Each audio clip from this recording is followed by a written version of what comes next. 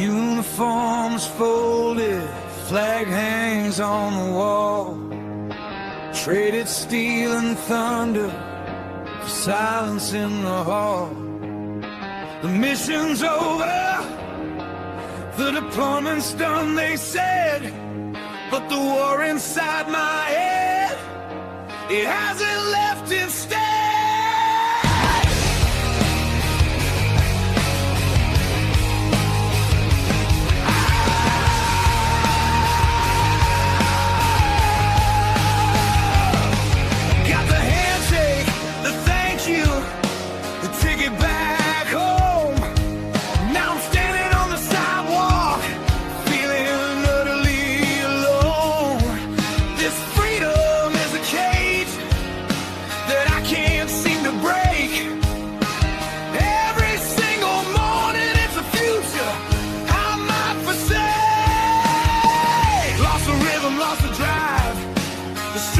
Disappeared.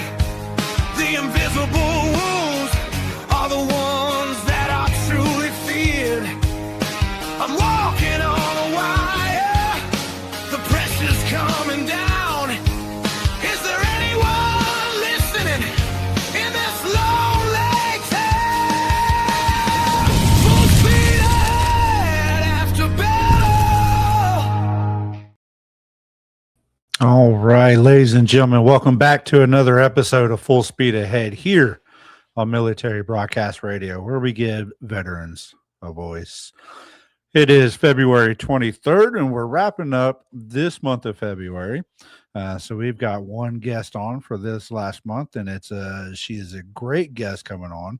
I know we've had several conversations in the past on this show about whether it's military, the VA, whoever. There needs to be more assistance around the families, around the spouses, the children, that how to help their veterans when they come back either from deployment or out of service or any of those things. But before we get to that, let's go over the numbers, as we always do, shall we? We state, generically, 22 veterans commit suicide every day, right? We talk about that. Factor in your first responders and your civilians, and that number goes right around 30 a day. Now, we talked on the last week's show that the VA came out with their yearly veteran suicide report with numbers all the way up through 2023, and that's the 2025 report, of course. Numbers are slightly down to right around 6,400 veterans committing suicide. We're down to about 17 and a half a day now. Now, when you start looking and diving deeper into those numbers, top two things that is a causing factor for veteran suicide is that transition coming out of service. That's something we talk a lot on the show about, how hard it is for a lot of veterans, whether, they don't know that they're getting out, they're forced out. Maybe they got injured and they're getting out. Maybe they're forced out. There's a lot of different things that's going on. And when a veteran is not set up for that transition, they struggle. Or many times they think, okay, I've got all this experience, I've got all this training, I'm going to go out, I'm going to easily find another job. And they start looking in a couple months, and 6 months later, a year later, they're not finding that job that they're looking for. And so they start struggling. Another reason for the VA suicide, one of the higher ranked ones, is not getting the VA help. Now, whether that's on the veteran themselves or the VA or whatever the reason may be, the number is high as far as not seeking that VA mental health or health in general. I believe the number was right around 60% of veterans that commit suicide out of that 6,400 are not seeking the VA health. Now, I know the VA is working better. Some states have better VA locations than others. We've heard about some ones, in San Antonio a couple of times they've had issues down there. But they are getting better. They're partnering with third-party groups, third-party doctors, whether it's for, different medical appointments, things like that, or they're actually working with the third-party groups now for the CMP exams, that disability rating. And so I had some experience recently with that, and I will, for one, say that that is a great group. QTC, they're great doctors in the Fort Worth area that are definitely helping out the veterans. So, the when we talk about ages, as far as veteran suicide, 18 to 34 is the highest ranked age for veteran suicide. And that's one of the things that a lot of different places have been implementing more and more, is things that attract those younger veterans. Video gaming is a big one. I know the VFW has a video gaming center here in Denton. They always are holding contests out there for the different video games, things like that. They're popping up all over the state. More family-oriented events is attracting the younger crowd.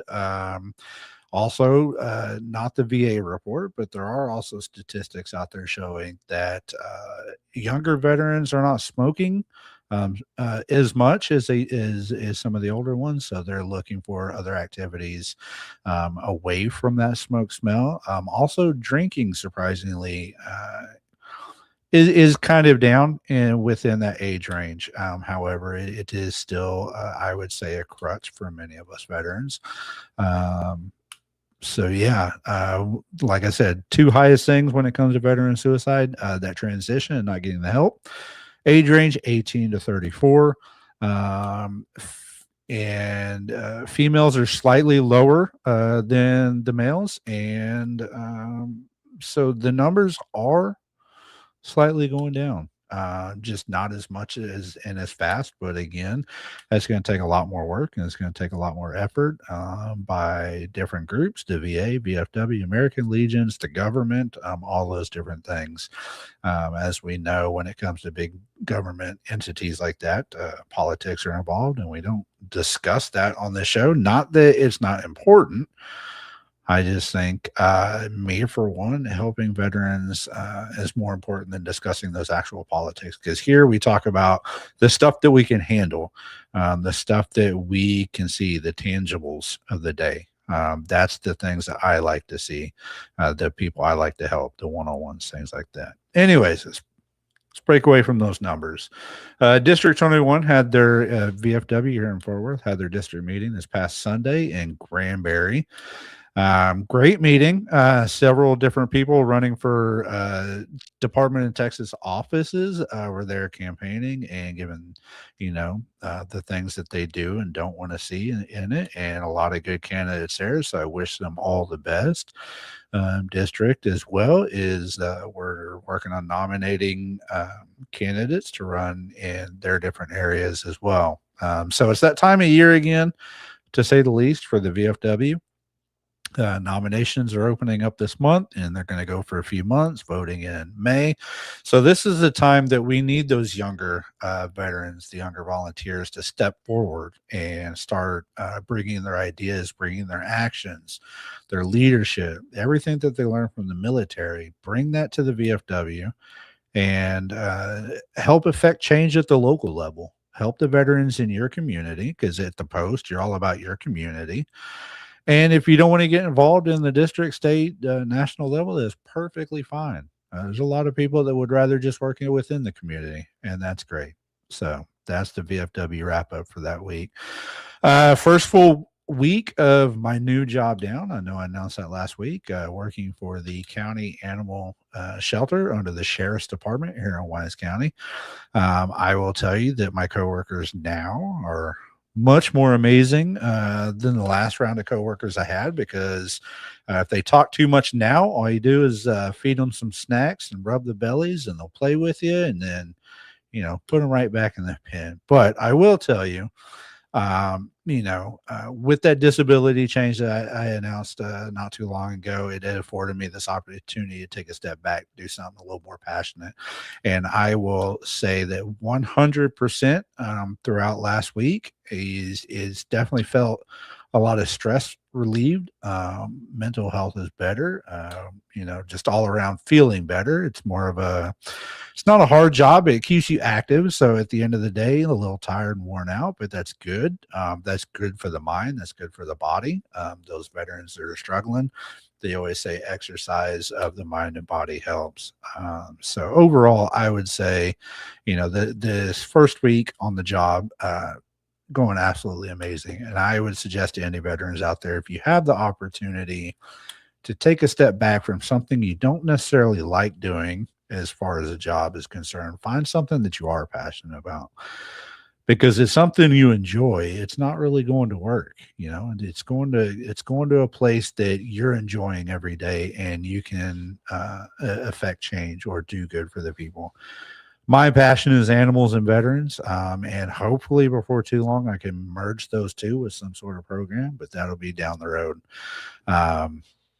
with that. So February, we're coming to the end of February. Like I said, that means here in just a couple short months, the Battle Buddy Throwdown Cornhole Tournament here in Fort Worth is going to be happening at Post 8235. That is not just another event that the VFW is hosting. This is a district-sponsored event. And we're hosting it at a local VFW in the middle of 17 different posts within our district. And this event is all about raising awareness around veteran suicide and mental health, because that is something, as the chair for that within the district, that's something I decided to take on and do good and help people, and it's working. Our committee for this district, we're receiving phone calls from in the state of Texas and out of the state of Texas for veterans that are needing help, that are having those thoughts, that are contemplating taking that last final solution. And I am happy to say that on both those calls that we received, this committee was actually able to help those veterans with some help, getting them checked into either the local VA or just get their family in touch with them or someone else in touch with them to make sure that they're doing good. And so both veterans are still with us. They're doing better. And so that fills my heart full, because, that's what we're here for. So obviously this show is doing what it's supposed to be doing. Our committee is doing what it's supposed to be doing. But back to the Battle Buddy Throwdown Cornhole Tournament. That's going to be April 18th. We've got live music. We got a great speaker coming out, guest speaker. His name is Bruce Stacy. He's the chairman of the Air Power Foundation. 2-time Purple Heart, 2-time Bronze Star, 2-time Silver Star will be there talking about the importance of veteran suicide awareness, as well as how we can help the families. Because if you don't know, we do have a naval air base here in Fort Worth.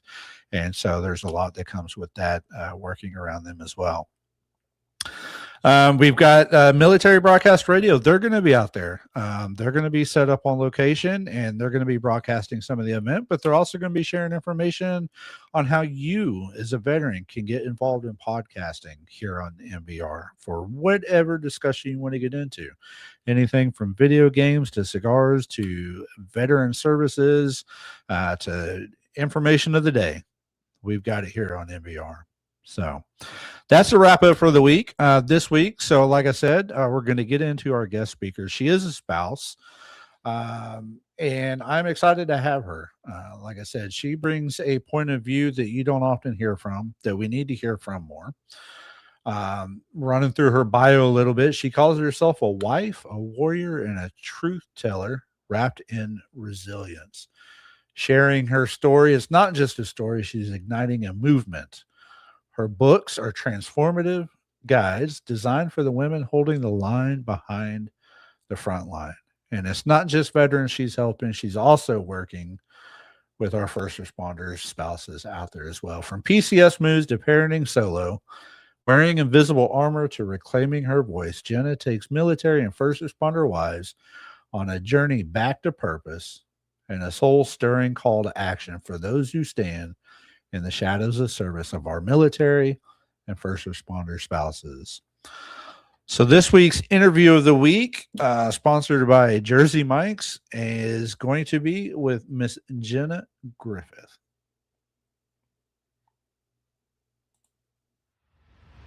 The interview of the week is brought to you by Jersey Mike's, a sub above. Jenna, welcome to the show. Thank you so much. I'm glad you could be here. I appreciate it. How are you doing tonight? I am doing great. A little chilly, but I'll get over it. I know a lot of people are chilly in Florida right now, and I know a lot of people have it worse, so I'm probably already getting screamed at by somebody up north. I didn't know Florida got chilly. That's where all the snowbirds moved to. I know. It's cold. It's cold for Florida.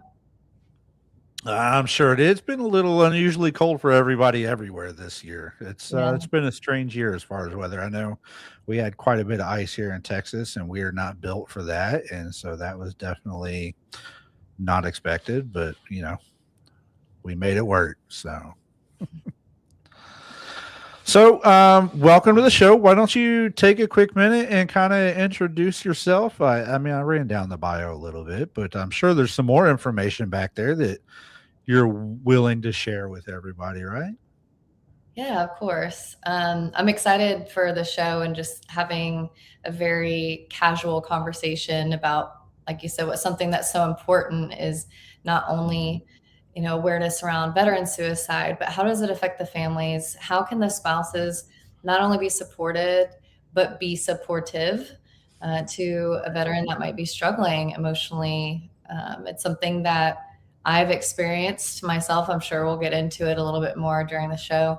But I'm excited because it's something that needs more awareness brought to it with the spouses, and just that need and that support, not only in general, but especially through that transitional period, which I'm sure, like I said, we'll get into a little bit deeper. But I am a first responder spouse, current, former military spouse. So it's still very near and dear to my heart. It's still something that completely affects my lifestyle. My husband still deploys all over the world. Now, instead of being shot at, he is rescuing people and works with an amazing nonprofit that repurposes veterans into humanitarian special operators. So they're out there saving the people who can't save themselves, whether it's through man-made natural disasters and combating human trafficking. But as you can imagine, when we went from military life to first responder life, I wasn't really excited about that, because after that transition period was so hard that I wanted what I thought at the time was a normal life. I now know I don't think that exists. So I've been really blessed to be able to share my story and my experience to help other spouses through those different periods to really kind of discover what it is that they want and how can they use their current gifts and their current experiences to really help each other and help other people, and most importantly, help their spouse through whatever they may be going through. Right. Absolutely. So let's get into it. I mean, you're here to help a lot of spouses, but I'm sure like me and like so many others, there's a reason why you get into helping, right? Because it's something more than likely that you've gone through yourself and you don't want to see others struggle through it. I know that's why I do the podcast and everything else, because I don't want to see everybody else struggle like I did with that, especially with that transition. Right. And so, from a spouse standpoint, let's talk about this. When a veteran's coming out of the service, they have a TAP class, lasts a couple of days, and it's get your resume right, get your interview ready, get a nice suit, all that good stuff. But what do the spouses and families get for that transition? Not much. Nothing. I know. Heartache, frustration, disorganization. I would say that was that. So just a little bit more about me. I am one of the many unfortunate statistics where our transition period was very much by surprise. It was due for medical reasons. It was not a full-time retirement situation. Right. And as we were leading up to that transition, as I said before, I was very excited thinking we're going to have this normal life and not have to live this lifestyle anymore.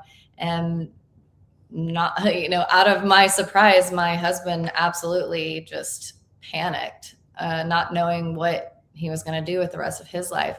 And we are one of the statistics that ended in divorce during the transition period. And that, as you can imagine, not only transitioning out of the service, but then your family's crumbling and falling apart. That's a whole nother stressor that I wasn't prepared for. I know he wasn't prepared for, and it's not really talked about a lot. So it's something that I'm starting to bring more into the conversation, even though it's still, something that affects my life to this day. But I think a lot of people do end up, unfortunately, divorcing during that transition period. And especially on the spouse's perspective, we don't have any title, and not that we should have a title, but we have essentially nothing to show for the service that we also were involved in. And that's a whole nother ball game that we're dealing with. And that took me many, many years to process through emotionally and to figure out, well, who am I now? And how do I get to where I want to be? And then, several years later, because apparently I have a type, I fall in love with a veteran. And now he's a first responder.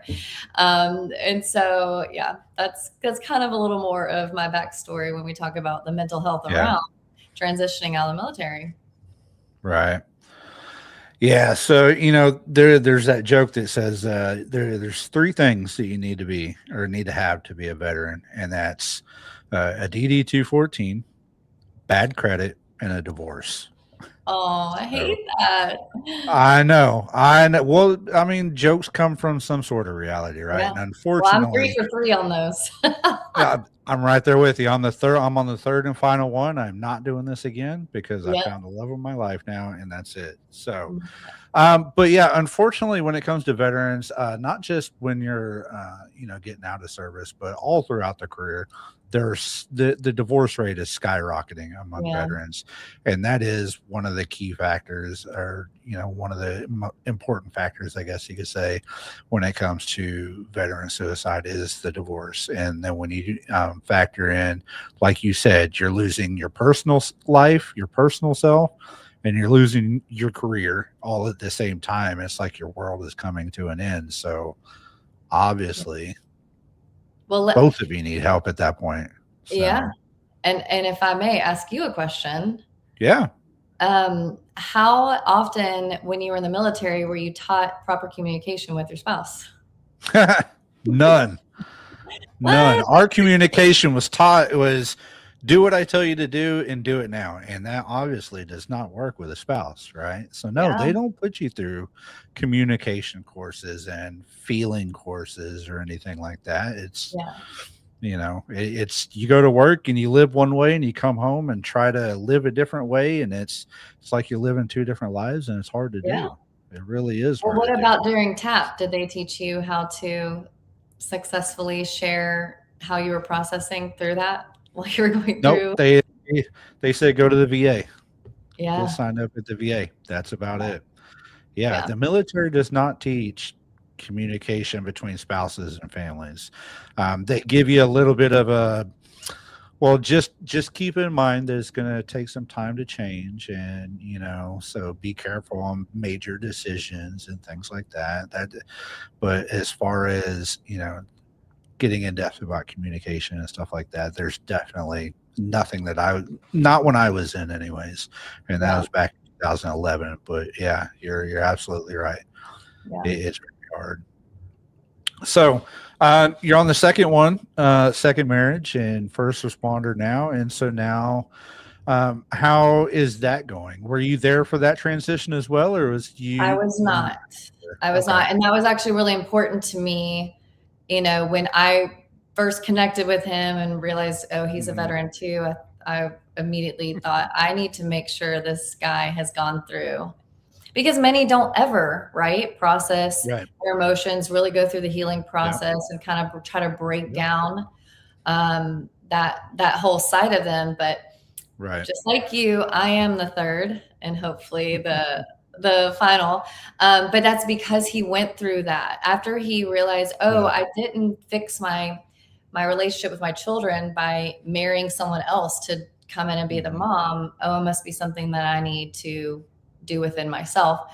Yeah. And by the time we had met, he'd already gone through that and really Good. kind of processed through what he experienced, because he did do 20 years and retired, Mhm. and he was in a very high stress position while he was in the service. He was in the Air Force, and I had gone through that as well. That was really important to me when I went through my divorce, was not to be dating and to really try to heal through that, but I didn't know how, to be honest with Right. you.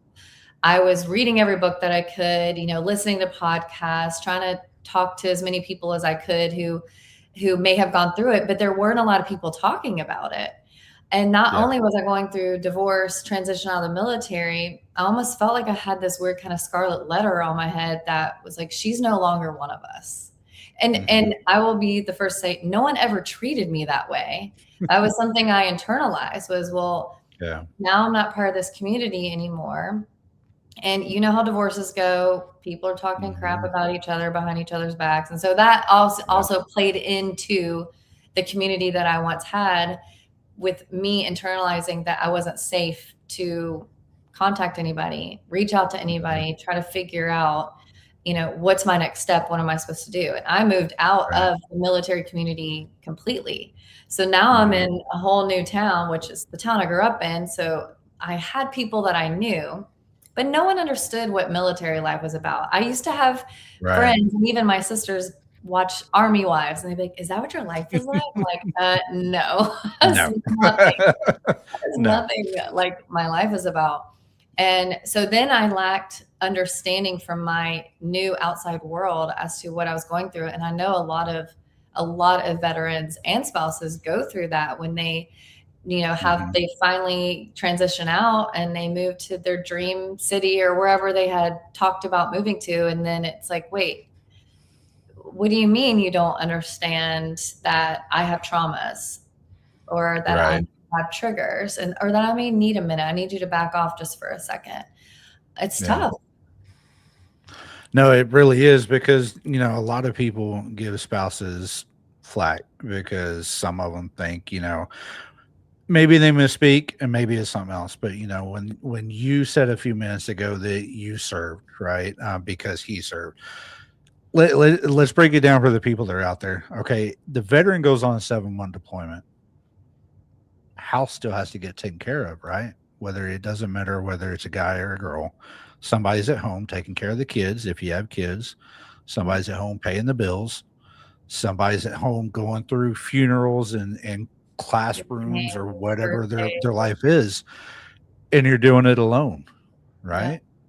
And sometimes with no support system because depending on where you're from or where you're living, you may not have family around you. You may have some of your veteran friend or your military families around there to help you out. But then you bring the veteran home after 7 months. Okay, so he's been gone for 7 months. He knows the military life, the structured wake up at 6, go to bed at 5, eat chow, do what I'm told. You got to come home into a family that's been self-sustained for 7 years or 7 months without him. So now Yeah. he's got to integrate into that. But then the family also has to integrate with him. And that's where you start butting heads because everybody's used to their set ways. Everybody's used to the way things are getting done. Well, dad's home or mom's home now, and we got to get back to this routine. And that's where a lot of the communication, like you talk about, we need to figure out what that communication looks like.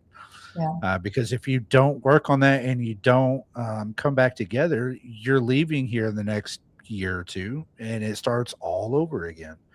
Yeah. And so, that's what it is. So, I say that to ask you this is there that you know of, is it getting better as far as them providing assistance or help as far as the families what to expect when the veteran comes home or anything like that because I ask because you We're with someone who was in and transitioned out. You're with a veteran that was already retired, but now a first responder. And let's face it, our first responders and military are basically the same people. One's just, Some could be a worse. local job, and one's right. Yeah. Sometimes it could be worse. Yeah. Yeah. So what does the support system for you look like to make it through those kinds of things? I'll be super transparent. I have been, working with my business, Service and Soul, to bring more awareness, bring more support to spouses. I've had dozens, if not 100 conversations with veteran nonprofits, veteran organizations, corporations that support or hire veterans, etc. They talk to me and they're like, Jenna, oh my gosh, this is incredible. There's nothing like this. No one's really supporting the spouses. This is so great. Oh, but we really want to focus on the veterans. Like, good luck to you. This is going to really help a lot of spouses. And I'm like, you guys are missing the key backbone to the issue, because any veteran, I mean, I'm not want to speak for all of you, but maybe you'll agree. How much easier would things have been had your spouse been supported? Really, because from my perspective, when I was a spouse and I was young, that's the other thing. You're talking about statistics, the 18 to 35-year-olds, more than 50% of married enlisted are under the age of 25. They don't even know themselves yet. They're just being told, like you said, the service members being told, show up at this time. Here's what you eat. Here's what you wear. Be back here and you're leaving at this time. Oh, it's your anniversary. Sorry, you're going to have to leave our card. And the spouse is subliminally learning, I'm second, no matter what. Don't ask questions. Don't cause a fuss, because someone else definitely has it worse than me, and he's fighting for our country. Right. I gotta be quiet. I'm so selfish if I say a single word. Well, you add that up year over year over year over deployment over deployment, you've got a bitter and resentful spouse. And I obviously can speak more to the women because we are more emotional. I've met a few of our male spouses. They have, in my opinion, even less support because they're strong men. So they don't need support. We don't need help. Yeah. And there's still really, there's amazing people and amazing nonprofits. MilSpouse Transition being one of them, MilSpouse Fest. Even the MIC is bringing more awareness around our families and our spouses and really supporting the whole of our service member, because that's where we're really lacking. So as far as current support, I've seen it because I've been hired and brought in to help with some of our special forces units. They've got a little more funding to work with to really start pouring into the spouses. But as far as our larger, units, it's really not there. And then we go through transition. Like I said, we've got, I want to say it's over 100,000 veteran nonprofits. Only 40% of them are actively working within the veteran community, but they're still really focused on the veteran. And a big thing that I'm seeing too is people are more drawn and more willing to give to these nonprofits for the veteran who's struggling. They're also not educated on the spouses and why that needs support. Right. So it's like, how can we bridge that gap between our communication with those who are super passionate, as they should be, about our veterans, and say, hey guys, there's a whole piece of this we're missing. Gary Sinise has done a great job with his foundation with helping the families and helping the children and really giving programs for them. I'm hoping to see more people follow suit with that. Right. Yeah. And it's not just, the transition or, the coming home from deployment that the veterans need training on. But, when we start talking about the suicide statistics, those families need training or care or network or something, whatever you want to call it, to know what signs to look for in their veteran that is struggling. You know, what are those key words that I need to be listening for? Or what are those actions that I need to see? You know, okay, he's drinking more. He's cutting away from his friends more. Those are the signs of somebody that's starting to have those thoughts. And, you know, there's not a whole lot of that out there. And so, as far as your perspective from the spouse, is there, did you experience any of that with either of your veterans and the signs that, you know, from a spouse perspective? Yeah. And this is not easy to talk about, but it's necessary to talk about. And I'll be honest, Josh, I've never, ever spoken about this. With my first marriage, I witnessed firsthand, I don't want to call them suicide attempts, but physical, personal harm. Oh, I'm sweating. But this is exactly why we need to have these conversations, is because if people aren't going to talk about it, you know, they're not going to share the experiences and what to look out for. So I appreciate you opening up.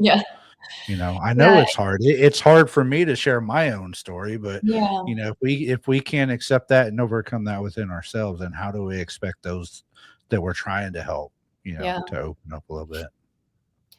There's something I had many evenings where I would have to call my then father-in-law and his brother to the house because I'm now torn between, I don't know how to save you, and I've got to protect my kids. You know, we had two really small children in the house, and there's only so much that I felt like I could do. Right. You know, I was still young. I'm talking, this was in like 27 to 30 age range. And we have young children, and he was in a special operations unit. So we didn't really do the 7-month deployments. We did 90 days, home for 60, 90 days, home for 30, you know, off and on like that. So there really wasn't even like a big gap of time for us to kind of recenter and regroup within ourselves. And I definitely, I didn't get information. I didn't get education on how to, I guess, walk alongside him in that moment. But there was so much more than just that. There was so much more happening behind closed doors that I never, ever spoke to anybody about. Ever. And so it was embarrassing is how I felt. I felt embarrassed. Why? Because why is it seeming like their family's doing well or their marriage is happy? Look at that. We didn't have homecomings. You know, we didn't have the plane come in and they come off and we run. And no, he just showed up at the house one day. Right. You know, so there was that extra layer of, I really was not in control of our life because I didn't know when he was leaving. He'd leave in the middle of the night sometimes and come home randomly at 3 p.m. on a Wednesday.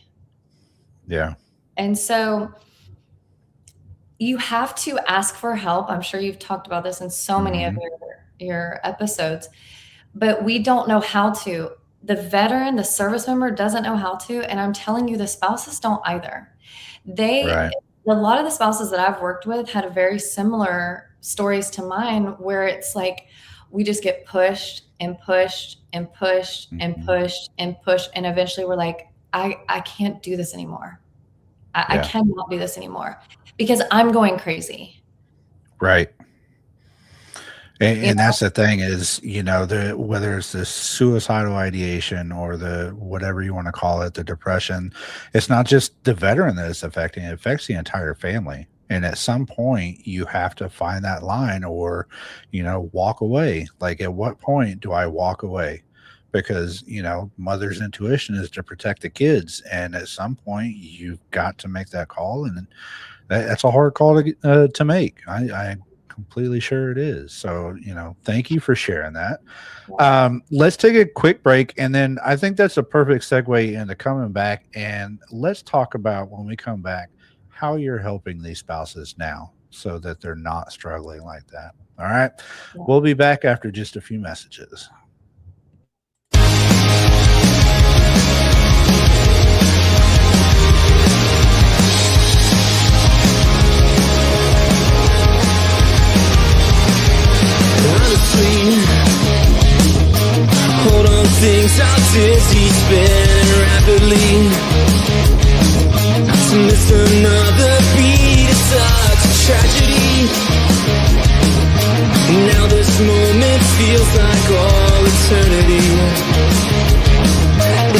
feel so comfortable.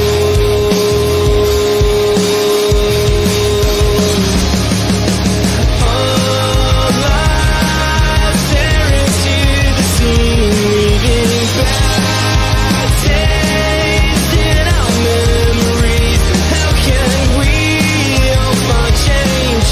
It's all in the secrets of the open hearts club.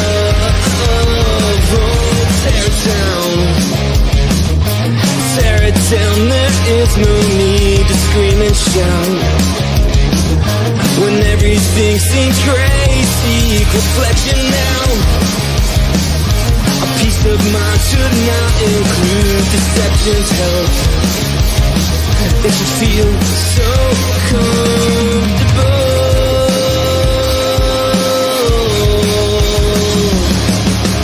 All eyes staring to the scene, leaving bad taste in our memories. How can we all find change? It's all in the secrets of the open hearts club. Honestly,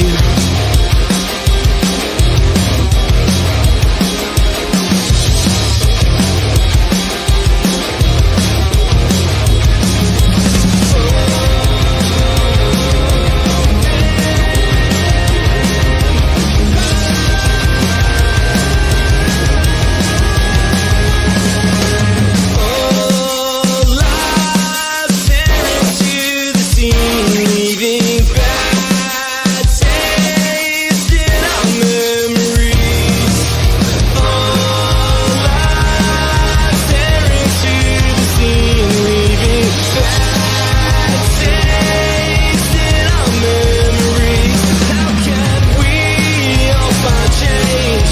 It's all in the secrets of the open hearts club. Yeah, all eyes staring to the scene, leaving bad taste in our memories. How can we all find change? It's all in the secrets of our open hearts club. Oh, honestly.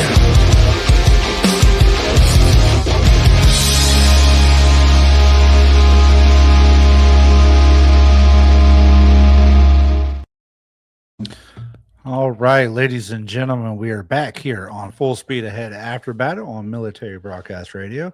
That was the band Die Tired, and if you haven't heard of them, definitely go check them out. They're all about raising awareness around veterans. If you go check out the NBR website, you can find the collaboration shirt that we did with the band Die Tired up there.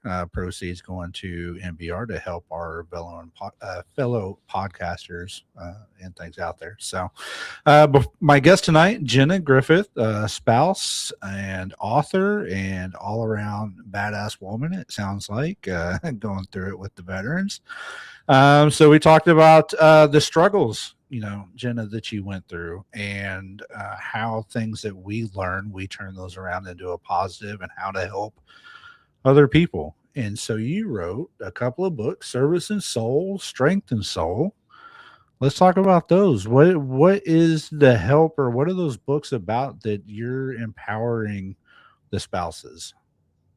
Yeah, I was really called to write my first book, Service and Soul, when my husband got that job offer for the nonprofit. Because when we first met, he was building custom homes and I was doing real estate. So of course I'm like, power couple, we're going to play the real estate world. Yeah. And to a point you made earlier, that was not fulfilling him. He had all these skills. He had been trained in so many different ways that he thought he was letting that kind of slip away. And so when he got offered that job, obviously I had some resistance to that. I didn't want to go back into that lifestyle because guess what? It didn't work that well the first time. Right. And once we really got into it and met with the owners of it and saw their hearts for what they were really trying to do, which is not only help humanity, but also help repurpose veterans and give them that sense of need again, like being needed, especially with everything that they had been through and everything that they have been trained in. And I thought to myself, well, if they're going to do this, which is great, and my husband was the first one, I said to myself, I'm not going to be the only spouse that's going to have any sort of pushback on this. I'm not going to be the only spouse that's going to, really want to just shut this down. And so I started basically just saying to the owners, as you repurpose more veterans, just give them my number. Happy to be support, And shortly into that, as you can imagine, all sorts of triggers started coming back up of my past life as a spouse and being left behind, taking care of the house again, taking care of the kids again, etc. Right. And I thought, I know that God's putting me through this to help other people. So I almost saw it as like a documentation of what I had experienced as a spouse. I almost felt like I want to reach the spouse while she's actively a spouse to a service member or a first responder to try and help prevent her, completely becoming lost is essentially what my thought was. That's what service and soul in and of itself is about. It's for the active duty spouse, for service members and our first responders to say, hey, here's how you can stay whole within yourself, find your own purpose in this world, but still be a great support system to your service member. Let's not wait until the transition out to we're feeling lost and feeling scared to start discovering who we are. Let's do it right now and kind of work our way into that so that the transition period, whenever that does come, is much smoother. And so it's all about going into, the biggest way to heal through anything, right, is from awareness. So there's a lot in the book about different types of traumas. What traumas could you be bringing into your marriage that you experienced when you were younger? Whether it was a child or during, teenage. And as you know, a lot of service members, they sign up for the military to escape something, to escape a poor environment or to escape, maybe a toxic family or toxic situation. Yeah. So it's really important that I brought awareness around that instead of just saying, hey, we're going to think happy thoughts and say affirmations and we're going to be so happy now.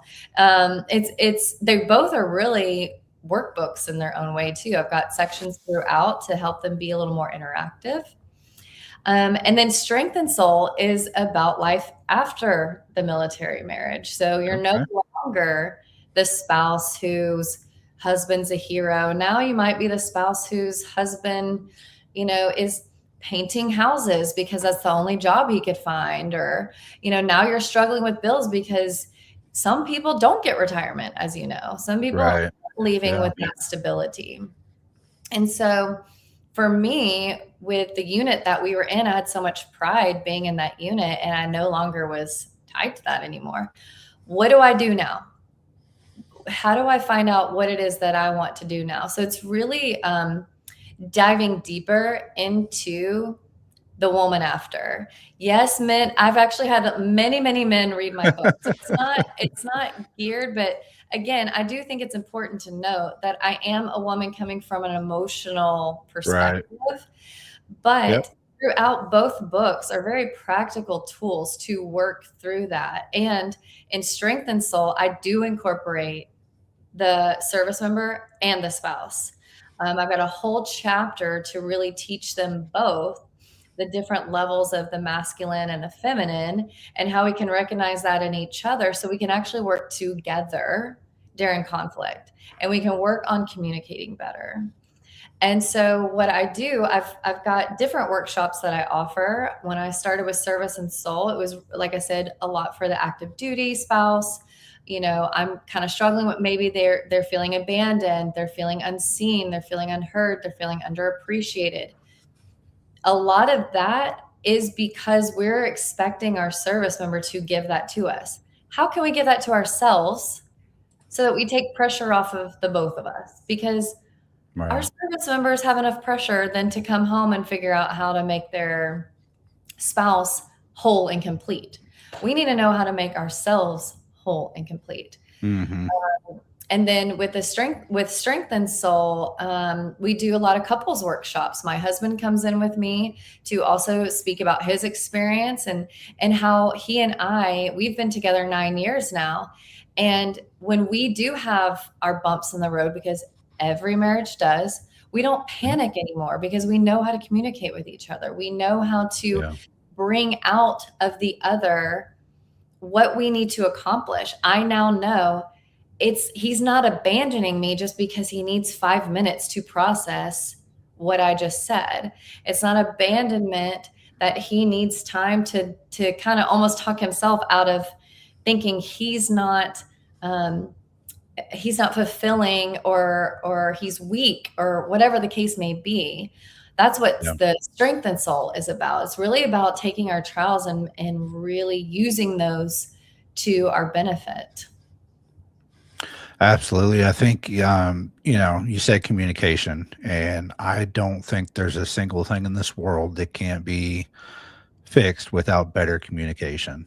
I mean, Yes. that's something everybody can always improve on is communication, because without it, we're just going to collapse. Whether it's communicating with yourself and understanding, I need some time to breathe, I need to step away and take a minute for myself, or, communicating with a spouse. And along with that, a lot of people ask me when they come to me for advice on, what makes you happy? Well, you have to make yourself happy first, right? You got to worry about yourself and take care of yourself, because if you can't be happy, there's no way that the people around you are going to be happy, or the people that you're trying to help are going to be happy. You got to take care of yourself first.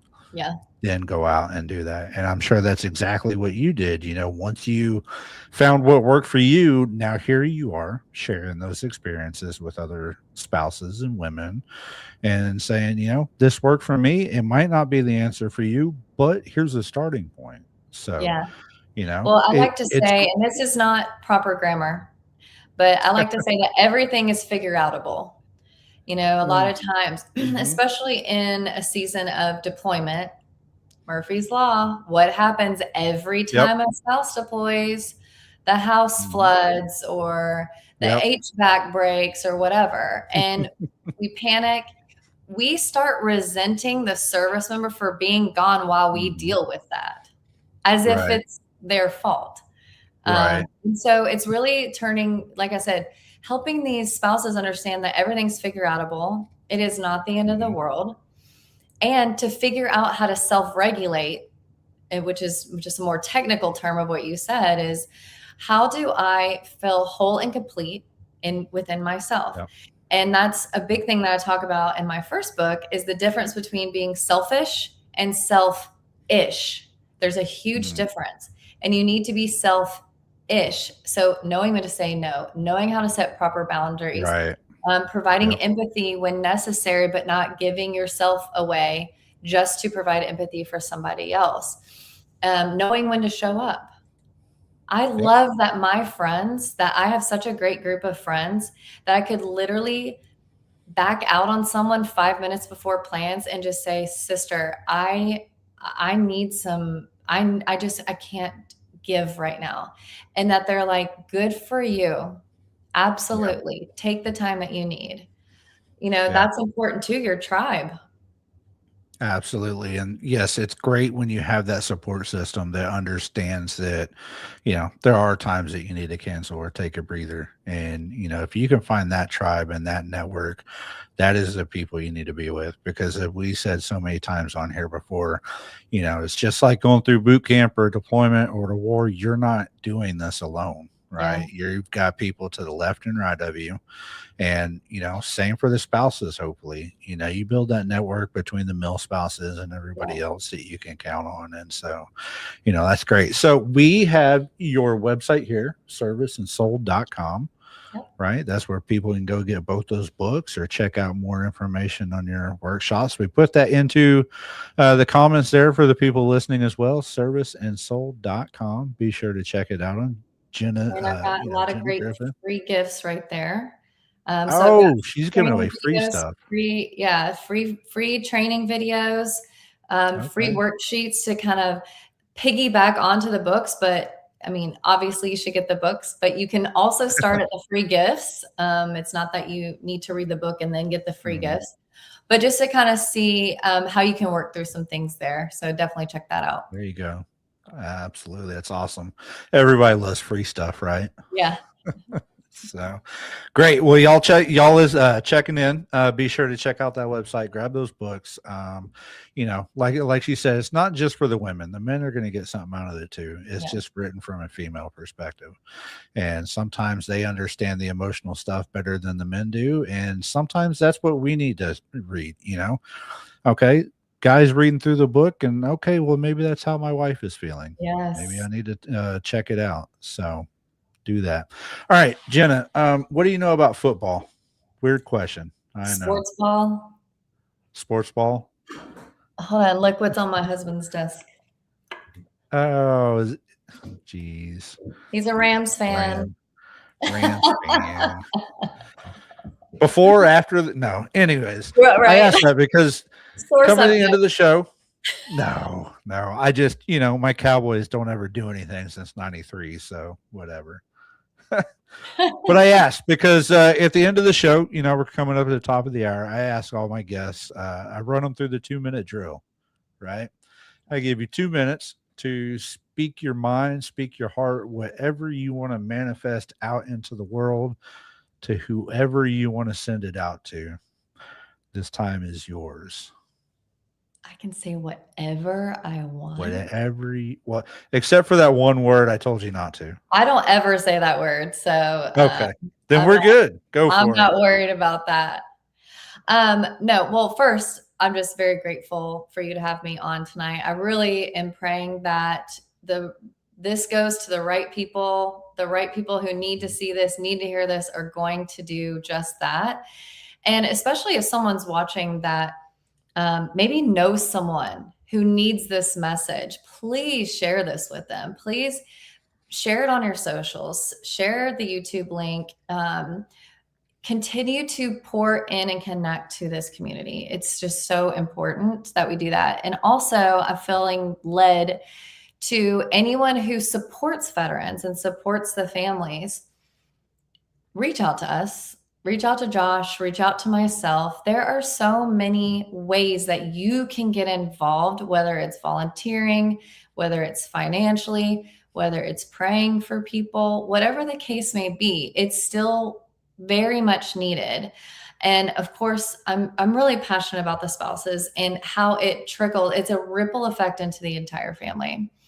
So please share Service and Soul website, Service and Soul. We have a private Facebook group that we have the spouses join so we can just be there for each other. Just, again, I cannot stress the community any more than that.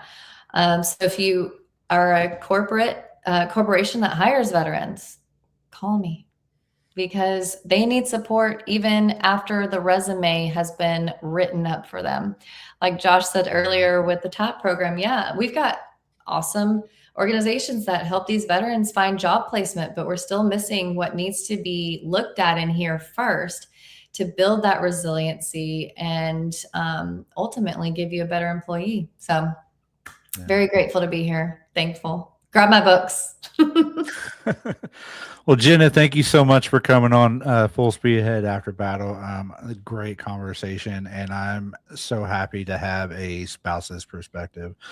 Like I said before, I think our families and our spouses need just as much training as we do, whether it's through that transition or any aspect, what the warning signs for that suicidal veteran or any other signs that they need that help. And so thank you for taking on that goal of helping our spouses and the families out there. And I wish you the best of luck with that. And you are welcome back on the show anytime. Thank you. Appreciate it. All right. Have a great night, Jenna. Thanks. You too. All right, ladies and gents, that brings us to the top of the hour here on Full Speed Ahead After Battle. That was Jenna Griffith bringing her viewpoints as a spouse to veterans and first responders. They need the help just as much as we do, right? You're living with your spouse, your family. They need to look out for those warning signs too. What to look for, what to notice. That way they can be there to check you, hold you accountable, or tell you it's time that you need to go seek that help. If you're not going to realize it within yourself, hopefully they will.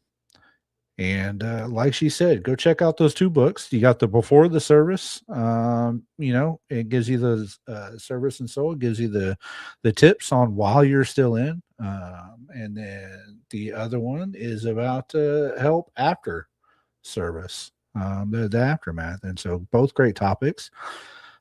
So thank her so much. And like we always say, every show, it's all about the network. You served alongside some of the best people you'll ever know, some of your best friends that you'll ever have, some of the most amazing heroes that this country has to offer. And just because you're out of service doesn't mean you're fighting this battle alone. You still have the help, whether it's the veteran, the spouses, everybody's got some help. All you got to do is just ask, because there's people out there, MBR, me, Jenna, VFWs, American Legions. There's so, like she said, there's so many veteran organizations out there helping veterans right now. Just reach up and ask. So next week's guest is a returning guest, our first returning guest, Rita Honeycutt. She's coming back to us. If you heard her before, she talks about mental illness among veterans and how she helps them. But she's also written a book. And so we're going to go a little bit more in depth on how she's been helping since then and what that looks like. And so we'll be back next week on the first Monday of March. We're at the end of February already. We'll be ringing in March. So we'll be looking forward to that and our next guest.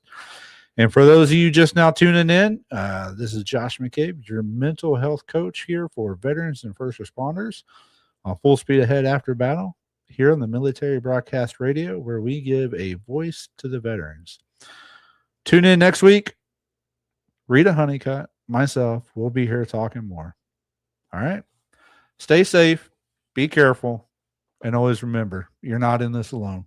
It's okay to ask for help. Dismissed. Life is like a duck.